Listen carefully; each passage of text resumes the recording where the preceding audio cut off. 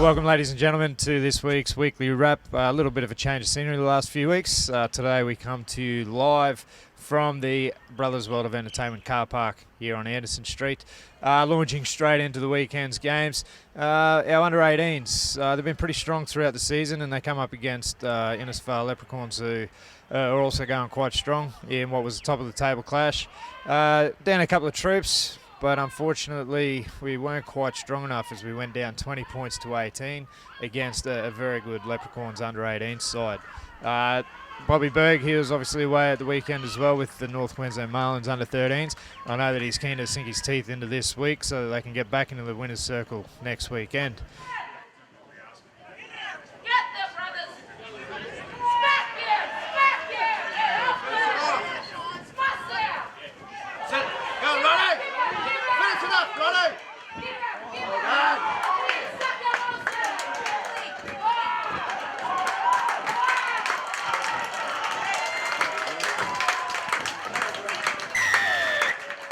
Reserve grade, pretty good win for the boys, getting up with a 48 points to 26 win over the Leprechauns. Innisfail's been a bit of a nemesis for our reserve grade side over the past few seasons, so it's certainly good for them to get a pretty healthy and commanding win. Probably a few too many points leaked, but that's always bound to happen when your star captain coach and winger Cullen Dunbar makes the graduation into A grade for the weekend. But fantastic effort, boys, and turn their attention to this weekend where they'll need to be good again. Turning our attention to the A grade clash, the two clubs play for the Cairns Hardware Challenge, which is run across a home and away season between the two clubs. We came into this final game with the Leprechauns needing to win by more than 26 in order to take the win. Unfortunately, we weren't able to limit their points as they ran out a pretty commanding 56 points to 22 win. Pleasingly for Brothers, we were able to win the final 15 minutes there, and if we can take that momentum into the next few weeks, it'll be happy days, I'm sure. The last few weeks, obviously, have been a couple of hefty score lines against, but there's been plenty of signs of life. To compound the loss as well was the injury to star centre Kane Weehee, who suffered a fractured collarbone in a bit of a freakish accident at the weekend. Unlucky for Kane, he's been a real star for the side throughout the year, and he's certainly going to be a valuable loss for the side, and hopefully he can get back from that injury sooner rather than later.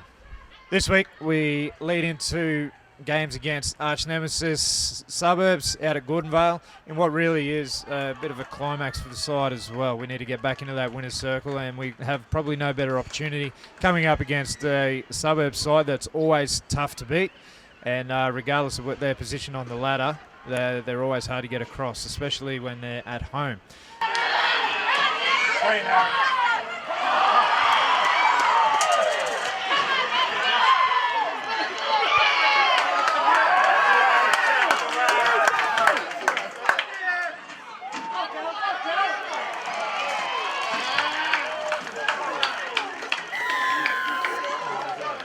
Now, as a special treat, we have with us today reigning Bob Mulley medalist as the A-grade player of the year, my Pele Morshu.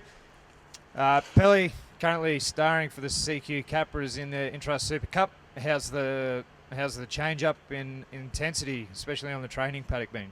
Oh, it's been hard, like the pre-season. Oh, it's been one of the toughest I've been since the new coach put it in, and it's been a lot, going back to old times again, doing hard pre-season. But enjoying it.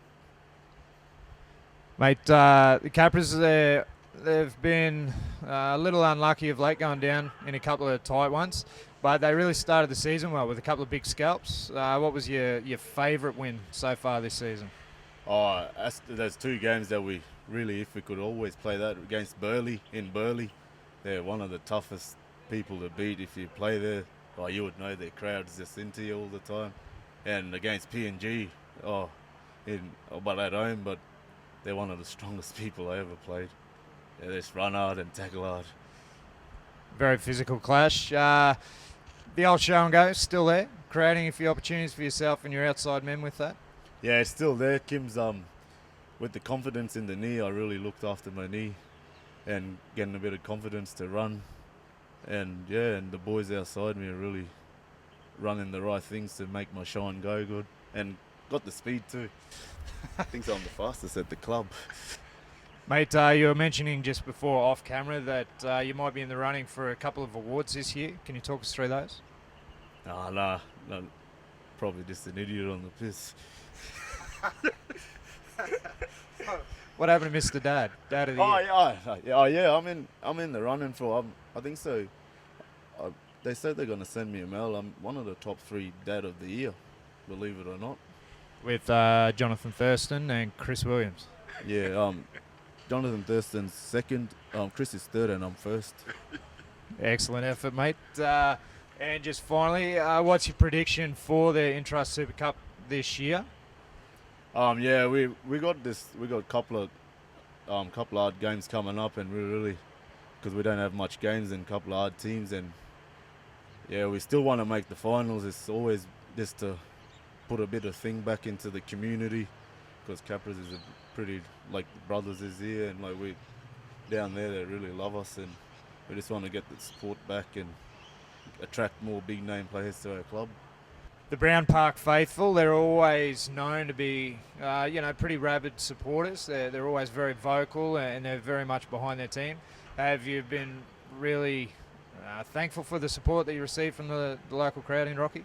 After like a couple of wins there, we really got them back into the stands again, and it's good to be winning, so you get because they love their footy down in Rocky, and my little man loves it too. He runs up and down, supports Dad all day with his little jersey on. So I think he's the one that's scaring all the teams away, I think.